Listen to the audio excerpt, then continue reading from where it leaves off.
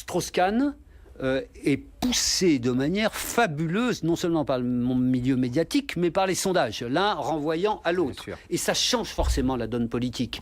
Ce n'est plus ce qu'elle était à 59-41, à l'avantage de Strauss-Kahn, c'est-à-dire une claque monumentale pour Sarkozy, selon le dernier sondage Sofres, Nouvel Observateur. Ça change forcément la donne de 53-54, où là, il est côte à côte avec coude à coude avec Aubry. Je te rappelle qu'en 86, Barre gagnait la présidentielle haut la main.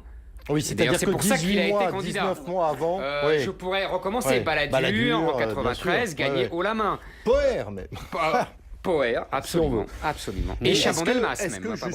Est-ce que justement, c'est une bonne stratégie, ce sera la dernière question, de Martine Aubry, de dire, eh bien moi, finalement, si on en croit un bouquin qui va sortir de Renaud, voilà, pour lui, nous le retrouvons. Je vais me déclarer avant la fin de l'année. Donc pousser DSK à sortir du bois ? Non, je ne crois pas. Je crois que les choses leur échappent d'une certaine façon, qu'eux-mêmes se sont mis dans la main des sondeurs et des sondages. Mais comme toujours. Et comme souvent. Je dirais pas toujours, mais en tout cas, parce que je crois quand même que les hommes font l'histoire, et même les femmes aussi. Non, mais pour les sondages, depuis 10 ans, ils se mettent toujours dans la main des sondages. Donc, personne ne voulait voter pour Ségolène Royal à la primaire, parmi les militants socialistes. Personne, j'exagère évidemment. Mais c'est les sondages qui l'ont imposé. Donc si ce mouvement qui s'affirme est encore amplifié dans les semaines, les mois qui viennent, son choix n'a guère d'importance. Elle sera choisie, enfin ils seront choisis, le choix sera fait.